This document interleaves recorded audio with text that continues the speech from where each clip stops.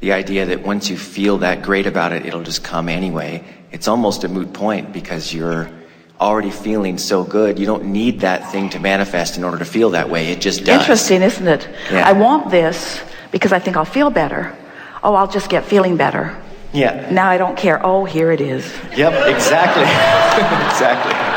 But it also is a new bouncing off place. In other words, it's fun. It's fun to have the evidence. In fact, it's one of the things that you so knew. You said, I'll go forth and I'll explore and examine and I'll decide. And then I'll align with my decision.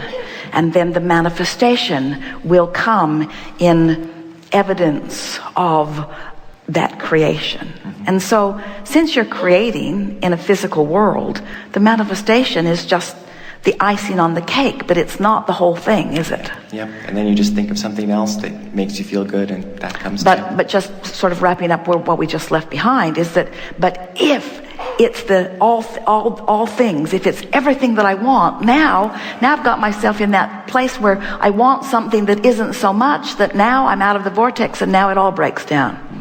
Good. You understand it clearly. Thanks. So now what?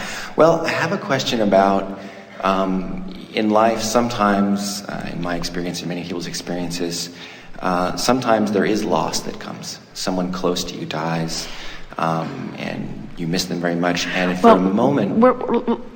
we know we are really interrupters supreme, but let's change the word to loss to perceived loss. Okay. I would Because agree. there is no loss. There is no loss. When someone that you love dies, you know what happened to them? They went into their vortex and became all that they've been asking for. That's not a loss. And you know who they're hanging around with? The larger part of you. So if they feel lost to you, it's only because you're not hanging around with the larger part of you. Right. Okay, so let's call it a perceived loss then. And so let's call it a stupid perceived loss. Let's call it an unnecessary, ridiculous perception of loss that doesn't really exist. Let's call it what it is. Okay.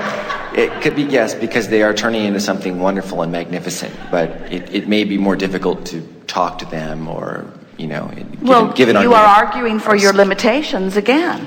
In other words, you can't listen to a radio station that you're not tuned to either, but you don't call it loss. Right. We don't see you in your car with your head on your steering wheel sobbing. What's wrong? I can't find 101. It's gone. I'm getting some other station. You just tune the dial and it's right there, right there. Okay. So maybe this, I'm not sure if this question will make sense, but I'm going to ask it anyway. It'll make sense and then we'll make fun of it. Okay. So if I, at that moment, feel like I need to cry, and then I cry, and then I feel much better after I've cried. I've let it go. You know why? Why? The crying distracted you from the bogus reasoning that you had going on.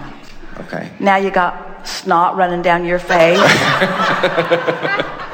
You're like Esther, you've lost your eyelashes. Right. In other words, seriously, it's a distraction. It's Okay. a distraction from the vibration that had you pulled apart. Okay. What I was noticing is that if there's a moment where I feel like crying and I say, no, I must be happy, I'm trying to stay joyful, and I just push it down, deep down beneath my knees, and then maybe I do find a way to feel happy. What I've found is that if I don't acknowledge that need to cry in the first place, it's like it's still rattling around in me. Oh, that's just stuff you've heard, and that's not even accurate at all. Okay. In other words, for anyone to say you need to cry it to get it out of you, that defies all the laws of the universe. It's not like you've got this negative stuff that you've got to cry away. You're either focused on stuff that makes you cry or you're focused on stuff that makes you happy. End of subject. Right. Now, we're not saying that you don't have something to cry about, Right. Esther remembers her father saying, if you don't stop crying, I'll give you something to cry about. And she thought that was so screwy. I already have something to cry about. I don't need you to give me something. But we really want you to understand that when you have that feeling, we don't disagree with you. We would just let it go. In other words, you really don't have any choice. When what you want is alignment with who you really are, and what you've got is something different from that, sometimes you just have to let go and let whatever's going on vibrationally happen, because it won't last forever, and something is going to get your attention that's going to make you feel better. But it is so helpful to understand the laws of this universe and to understand why something feels the way it does and why something else feels better, because only then can you get any deliberate control of your own life experience.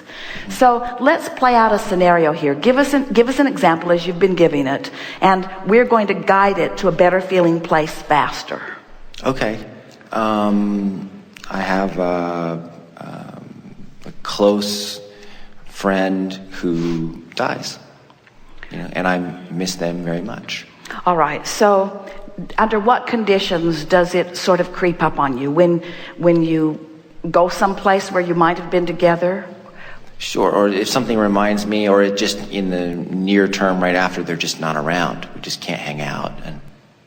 All right, so you feel the absence of that. Now, whenever you know what you don't want, you know more clearly what you do want. So you're sending off these rockets for friendship, for companionship, for more fun, for more alignment. When you feel the lack of someone, you're sending out requests for the presence of someone. But the flawed premise that you've been living under is that now they're gone, they're really gone. You speak of people who have made their transition as lost or dead or gone. So when you understand that there is no ending to anything, and that you still do have access to that which they are, you really do. What does that sound like to you? In other words, if we say to you that you could still hang out with them, but the difference between the hanging out you're doing now and the hanging out you may have been doing then is that they're in a very high vibrational place now. So they're not as you remember them. They are not disappointed about anything. They're not worried about anything. They've left behind all that worrisome stuff, and they're in a very high vibrational place. Do they still sound like somebody you'd like to hang out with? Sure.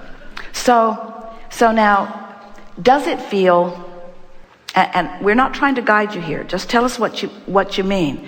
Does it feel as satisfying to have this emotional, vibrational hanging out experience as it did to just hang out with this person? It doesn't feel as good, does it? Because what you're longing for is what you had. What you're longing for is the tactile, the tangible, the auditory, the visual. You're longing for something that clearly is not possible. Right. Not at this point. Now stay with us, because this is this larger point that we've been wanting to make. Because of your fixation, all humans, on physical reality, of wanting to see it and hear it and smell it and taste it and touch it, you have been misunderstanding that so many of your relationships were based upon something so much more. There is an emotional connection to every single person. In other words, together, it doesn't matter what kind of relationship it was or who it was with, together, the two of you created a version of a relationship that was bigger and better than this relationship ever came to be. In other words, every debate or argument you had, you became clearer and wiser. Every time you misunderstood or didn't agree, harmony became part of it. In other words, together, you created a relationship that most people in their physical form will never ever come close to actually enjoying in physical terms.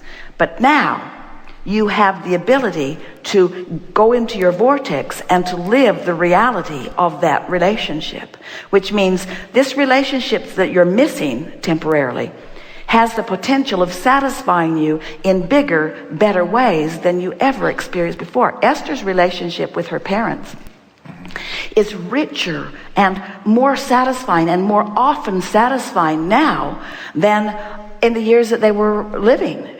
Because in the years that they were living, so much of her attention, Esther would move through life, and she was always really scratching her mind to try to find ways that she could help their life be just a little better.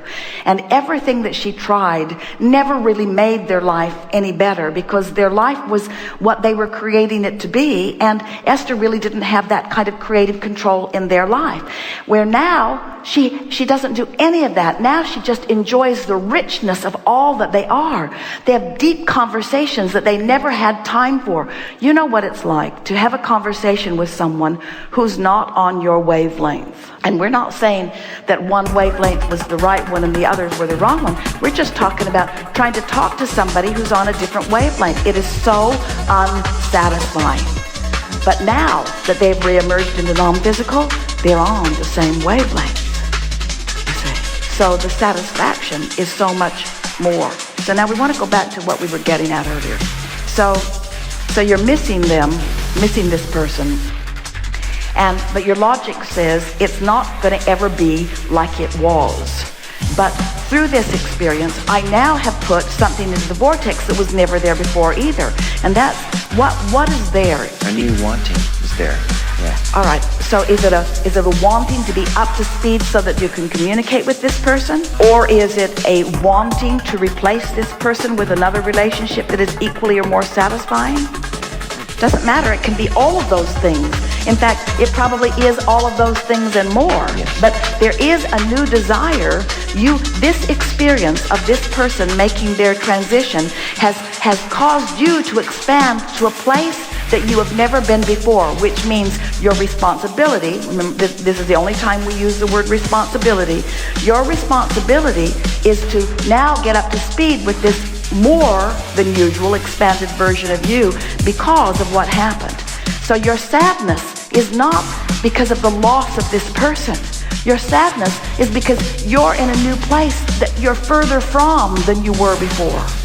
Because I've launched more powerful rockets. Yes. It's like, so here you stand. So let us just ask you the question. Do you get it that the gap between you and you is what equals everything that doesn't feel good? And that the tight alignment is what equals your exhilaration and passion and eagerness?